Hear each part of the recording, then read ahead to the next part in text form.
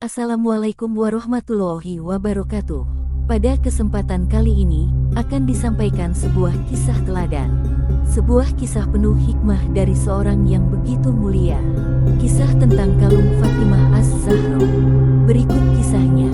Putri Rasulullah, Fatimah Az-Zahra memiliki kepribadian yang sabar, lembut hati, suka menolong dan penyayang. Salah satu kisah kebaikan hati istri Ali bin Abi Thalib itu adalah tentang kalung miliknya.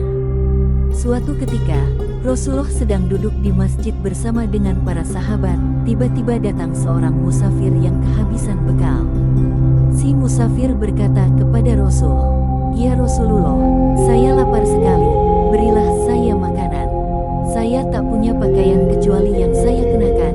Saya tak punya uang untuk bekal pulang. Tolong saya ya Rasul."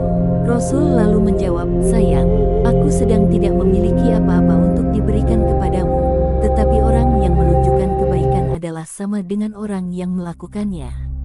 Rasul lalu menyuruh si musafir untuk ke rumah putrinya, Fatimah Az-Zahra. "Pergilah ke tempat orang yang dicintai Allah dan Rasulnya, dia lebih mengutamakan Allah daripada dirinya sendiri, itulah Fatimah putriku."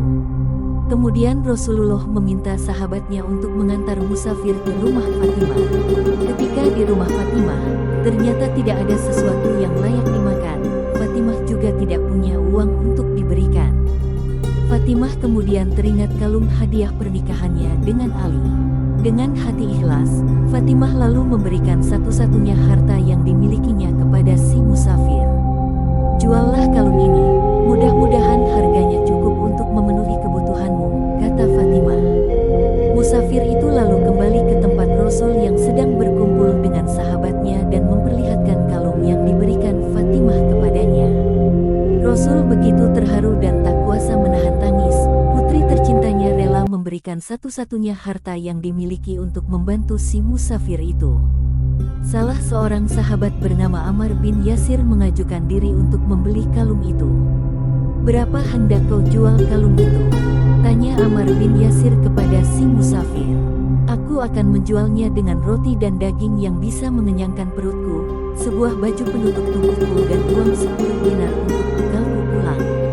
Ammar lalu membeli kalung itu dengan harga 20 dinar emas, ditambah sebuah baju, serta seekor unta untuk tunggangan si musafir. Setelah itu Ammar berkata kepada budaknya yang bernama Asyam, "Wahai Asyam, pergilah menghadap Rasulullah dan katakan aku menghadiahkan kalung ini dan juga engkau kepadanya. Jadi mulai hari ini kamu bukan budakku lagi, tetapi budak Rasulullah."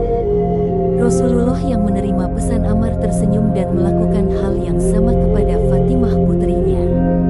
Fatimah begitu berbahagia menerima hadiah kalung dari ayahandanya, meskipun dia tahu kalung itu adalah kalung miliknya yang diberikan kepada musafir. Dia juga mendapat hadiah seorang budak.